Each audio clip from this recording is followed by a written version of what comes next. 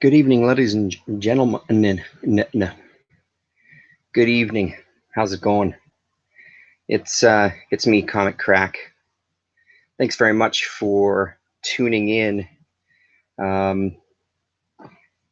As seems to be the thing these days. Let's see if we can get some sort of chat going on here. Welcome to Eclipse. A look at Eclipse Comics. This is episode 2. Tonight we are going to look into Axel Press Button, the first series. A quick word about the 3D issue. We're going to look at Parts Unknown, and then we're going to look at Black Terror. Before we get into any of that, though, I just wanted to make mention something that I missed, a couple of things that I missed for the first video. First of all, is there anything better than this laser eraser and press button title? I love it. Apparently there was a few complaints that it was illegible and it was messy. So they did change it for the last few issues of the series, but I didn't mention it the first time. It really strikes me as something just fantastic. I mean, just the covers alone for this second series were really, really great. The other thing I forgot to mention was a blog that I've been getting some information from called totaleclipse.blog, and highly recommended to check out that website. He goes year by year through all of the Eclipse titles, gives you a history of the company itself, and then does like reviews of each of the titles. Very well done. It's a lot of information that he puts down in there, which is fantastic. I love it. It's well worth checking out. So it's totaleclipse.blog. Pardon me while I start this and then pause it. Stand by 1 second, people, as I try to open up the chat here. Let's hope it doesn't get too loud. I'm not really sure what's happening. Yada, yada, yada. YouTube, yada, yada, changing. Yada, yada, can't find anything. Anyway. Did someone say chat? Yes, indeed, someone did say chat. There we go. I am seeing the room there. Welcome, Mr. 64 Page Special. How are you? So, did I mute this fucking thing? There we go. Hey, look at that. Okay. So what do we got? We've got some of this goes over there. We're going to do this. It's preparation, people. You can't get better. Thank you very much, sir. I appreciate that. It's still 4:20 for another 5 minutes. Thank you very much. Okay, so what do we got? So we've got 1, 2, 3, 4, 5, and 6. So this was the introduction to Axel Press Button to Eclipse Comics, and you can see here it's also Quality Comics, which was the company that was reprinting a lot of 2000 AD and UK titles. This one was a lot better than kind of the follow-up series. There was still some stuff that just didn't do it for me. But overall, I think this one is a much better title to check out if you are interested in it. Just give you a little flip through the beginning. So where this is reprinted from, I can't remember 100%. Editor Des Skin, story Pedro Henry, art, Steve Dillon. And already, even with the art, I really like this is everybody's favorite Baxter paper here. I love the coloring in this series a lot more than the second one as well. It has more of that kind of UK 2000 AD feel to it. But again, we're dealing with a lot of the same subject matter that we were before. Really debaucherous, semi-ridiculous, with a press button there attacking any sort of plant or vegetable.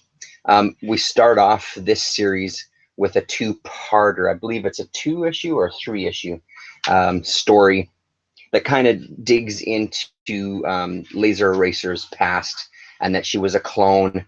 This is kind of going back to how she was created, a clone of a warrior woman. So all of this backstory is pretty great. Just adds a little bit more depth to these characters. And then you get great villains like this kind of crystal warrior that's going to go after them. This, now, we'll just focus on this for a bit.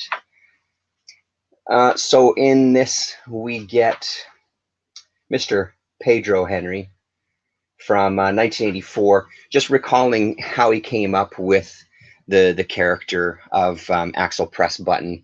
And he talks about carrying around a notebook with him all the time, and when ideas would pop into his head, he just jot them down for characters or for stories.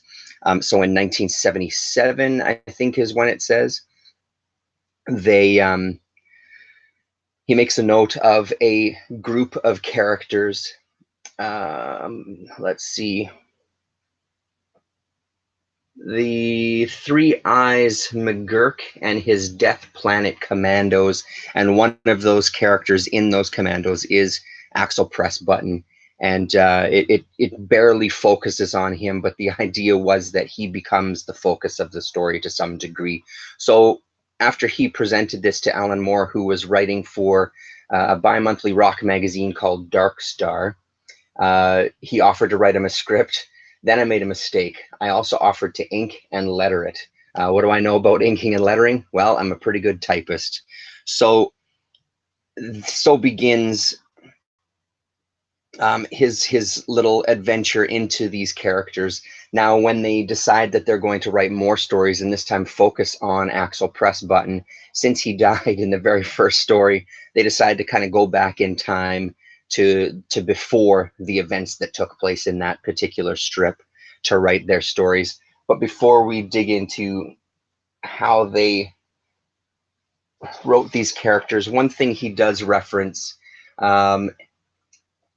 there we go. So there was Press Button at last, in print, mad and very severely killed in the last installment, shot right on the button. And that was that, I thought, except for good old Gilbert Shelton, who picked up the entire McGurk strip for reprinting in Rip-Off Comics #8 and did pay for it. So I dug out my copy of Rip-Off Comics #8, and we'll get past the wonderful Wonder Warthog. Shout out to Mr. Earl Grey. And here we go. Fantastic. So this art just screams underground artist. I believe it was Alan Moore doing the pencils. Really, really fantastic. This is a hell of a strip. I really wish they would have dug more into this world and these characters, this whole group of them. It's nice to get a little taste. Are we focused there?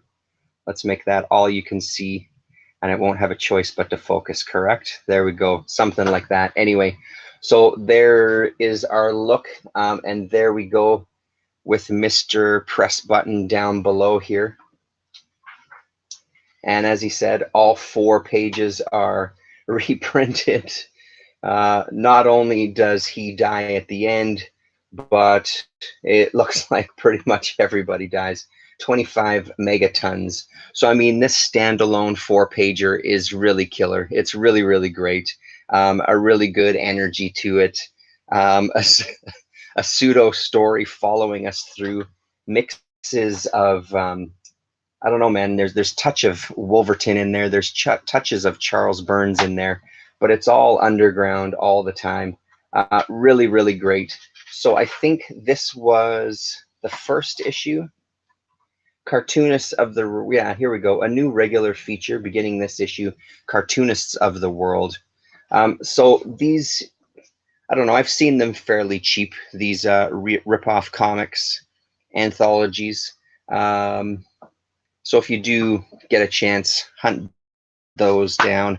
Check out that issue specifically if you want to see the origins. Like I said, as for the rest of the series, I don't know that there's too much to talk about, to be honest. It's just more of the same. It's just a little more polished, I found. I enjoyed it a little more than the second series. So if you're going to pick up any ones in the 50-cent bin or the 25-cent bin to actually read, pick up this series first. Moving on from there, everybody's favorite, I know that it's mine, 3D. I don't know, I have no complaints about the 3D ever. I think it works amazingly well. It does take a little bit to get your eyes used to, and you really do have to get some really nice, I find it's better to look at while you have some really good light shining on the pages itself. This last story was phenomenal. Starts off just kind of with a page of setup, and then the rest is action. Almost Jeff Darrow with the zombie attack there. And then kind of ends with a little bit of text as she blows these bastards away as they enter her head and try to gain some information from her. The other story that I really loved, and it makes me feel like this is maybe a lost opportunity for these characters to send them off in these scientific, just almost Twilight Zone-y type of episodes. Press Button has been away for a while in this particular story, and when he comes back, she asks where he's been, and we get to hear Press Button's tall story about going to another planet, meeting a woman who, as naked as she looks, apparently is a red leotard or a red bodysuit, and these fuckers who are trying to get at her. Yes, that's right. Plus a solidarity ad for Kirby's fight with Marvel. Absolutely. The women on this particular planet grow at a very rapid rate and eventually get higher than mountains, and eventually their heads go in the clouds, and their feet just kind of turn into these rolling hills, and the men just stay really puny and tiny. I loved this story. It was really, really nicely told, a really nice pace. But yeah, I think that was a bit of a missing opportunity there. This first story was a little convoluted. Brothers, maybe twin brothers, not really sure, maybe three brothers, maybe four brothers, all kind of stabbing each other in the back. This panel here was incredible for the 3D effect. So not a bad little single issue there. Mine didn't come with glasses, but I have so many of these books with multiple pairs of glasses, it wasn't hard to dig one out. Really, really great read. I enjoyed that one probably the most out of all of it. Onto this mess. So, this is Parts Unknown, the next invasion. For this particular series right here that you're looking at, this was the only issue that was printed. This was published near the end of Eclipse life. They folded shortly after this one was released. But it is I think it's the second series. The first one was another 4-issue miniseries on something called Eclipse FX, which was kind of a subline. And I believe I do have some Eclipse FX title. I can't tell you off the top of my head what they are, and I didn't make a note of it. But good Lord, was this fucking horrible. I don't really know what else to tell you. It's a dull story. There was some real sketchy shit. This is What year are we looking at here? 1993. So we're looking, you know, right at kind of Image bursting onto the scene. Now, I don't know if this book had that in mind. There is some crazy Image style stuff going on here. These big characters. Where's the shiny lady? Here's the shiny lady. Where's a couple of shots? Let's just see. Big hair. Look at this. That just screams Image to me. And unlike my newfound friends on YouTube, the cartoonist K-Fabers, I am not a fan of that kind of Image stuff. Yeah, I can get a kick out of it or whatever, but overall it doesn't do anything with me. I mean, is this woman made of metal? What's going on here? Why is she so fucking shiny? And this, again, that just screams Image to me as well. That shot right there. As nice as it is, the rain reflecting in the, or through the window, reflecting on his face. Pretty great. We find out that he is this kind of demon.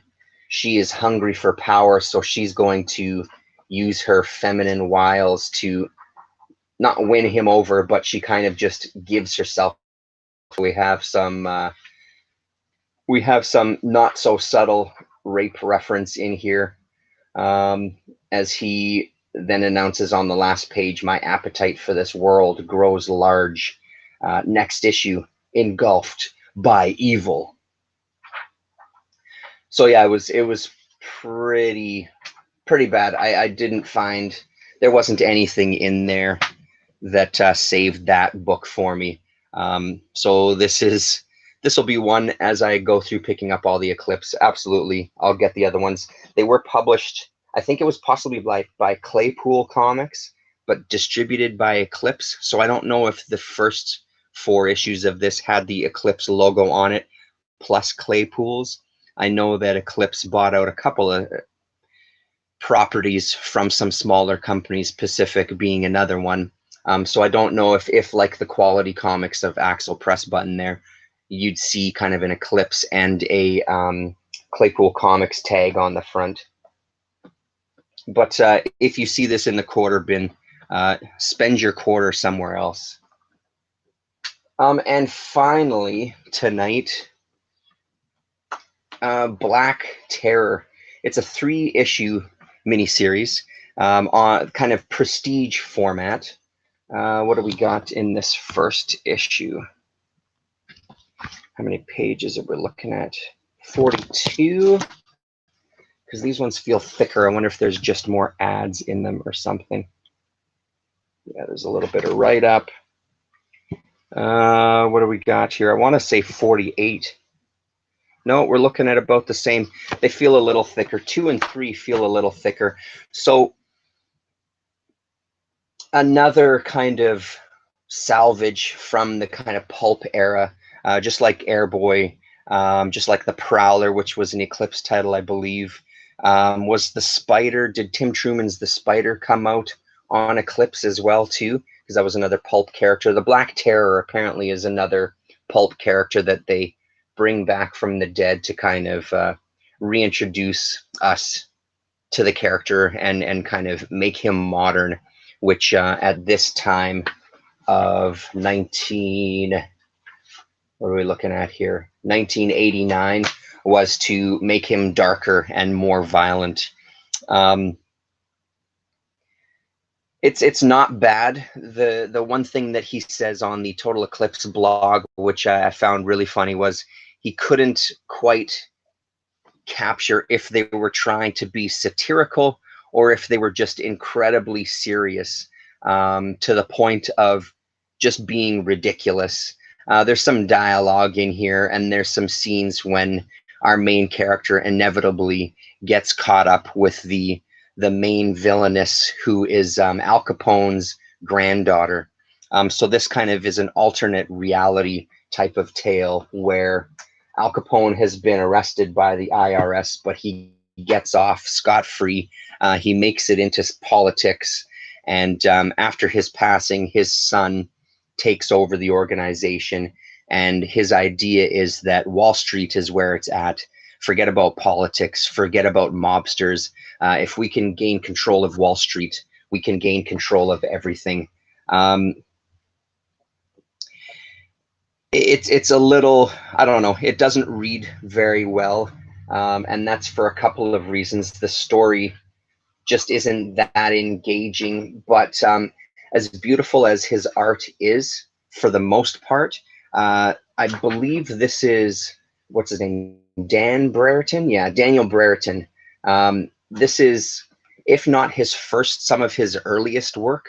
And maybe he's still trying to find his feet in storytelling. His panel layouts are extremely difficult at times. I found myself rereading multiple pages just to get a sense of where I was supposed to go. There was many times my eye would naturally want to move across the page a certain way, and I was defeated by it just not reading right. Let me see if I can find a good illustration. So there's many page layouts that look exactly like this. 2 panels at the top, 2 panels on the left, and then 1 panel on the right. They normally read like this, and then this one last, except for the couple of times where they read across. Now, the thing is, if you're going to stick to a certain grid, in my mind, if you're going to stick to a certain grid, I would think that you'd want it to read the same every time, or at least lay the balloons out a little differently. In my mind, this reads like this, and like this. And I believe on this page that is true. There's a couple of times where even with these bubble placements, they're a little closer together, side to side, and you are supposed to read down and then skip across over here.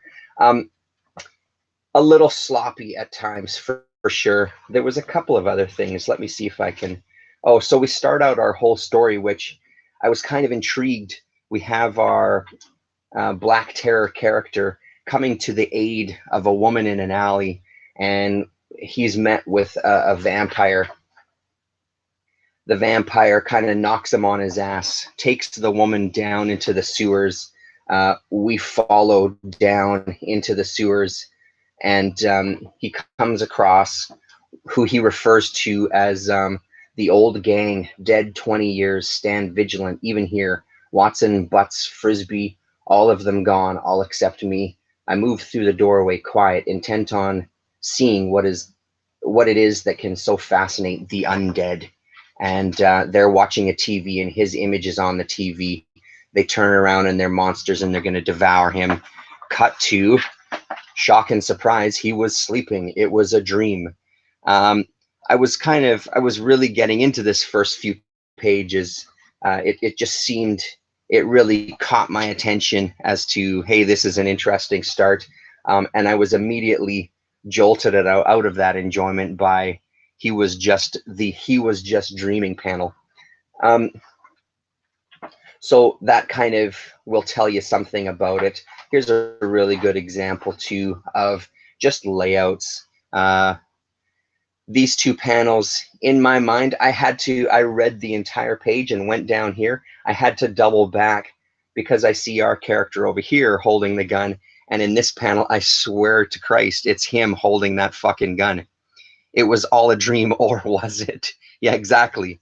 I swear that it's this character holding the gun in these panels here. So his layouts and how he's pairing these panels and images, they just really get messy at times. There was another example, I think, pardon me, I think in this issue as well. Let me just really screw up the focus back and forth here as I do a bit of a search.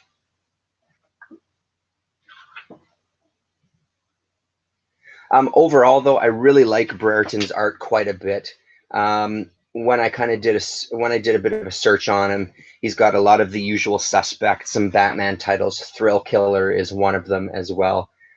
He's done a few things that I know of. I can't say that I've read a lot of it, but his style is really familiar to me, and I really do enjoy it.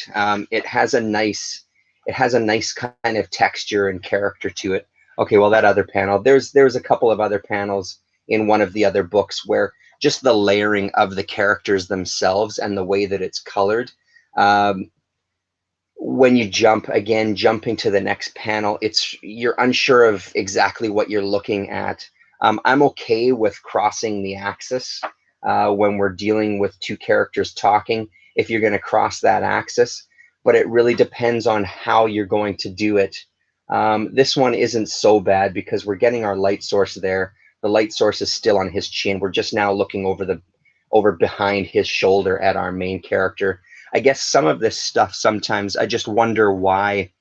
We're changing that angle, especially if we look here. We're getting a nice two-shot there. We're getting a bit of his perspective. Sure, we're getting his perspective here. Well, I guess it does work now that I'm actually talking it out loud. If we kind of see that he's kind of on this side looking up at him, sure, that would be his viewpoint.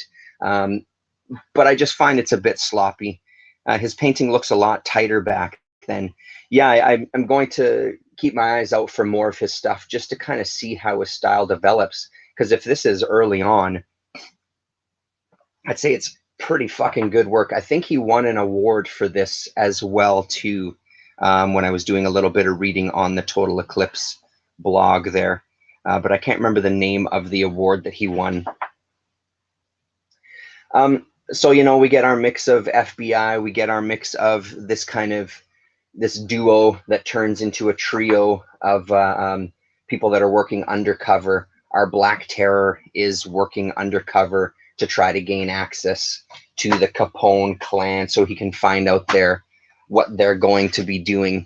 And basically what they're doing is they're going to implant a virus into the computer systems to shut down all the computers in banks and financial institutions at once, but just for a short time. And when they boot up again, the Capone clan is going to have control over everything. It's never really explained how that control is going to be taken, so it's a little vague, which is fine. This is a kind of convoluted story enough as it is without throwing in those things. So I mean, I didn't hate this one, but there was issues with it for sure. I would say, as I said already, I think that Damien, how are you? I think that his art is the greatest thing about these 3 issues. It's really, really nice stuff. There we go. So there we are. Black Terror, Parts Unknown, and then our old friend Axel Press Button and Laser Eraser. That's it, everybody. Thanks very much for tuning in. 64-page special. It was great to have you. Damien, you came right at the perfect moment. I'm sorry about that, man. Just wrapping everything up. Thanks very much. I've got a stack more Eclipse. I've been finding them on this one, Damien. Who's the artist on this one? It's Daniel Brereton. I'll show you the it's a major delay here when I'm looking at the comments versus what you're seeing, but there's that page right there for you. If I can get that glare off of it. I have a stack more Eclipse titles. I've been hitting some more 50-cent bins and have had some success. So I've got a lot of stuff to kind of dig into. So I don't know, maybe next week, maybe a week and a half from now, we'll have episode 3 looking at Eclipse Comics. Thanks very much for joining me, everybody. We'll talk to you.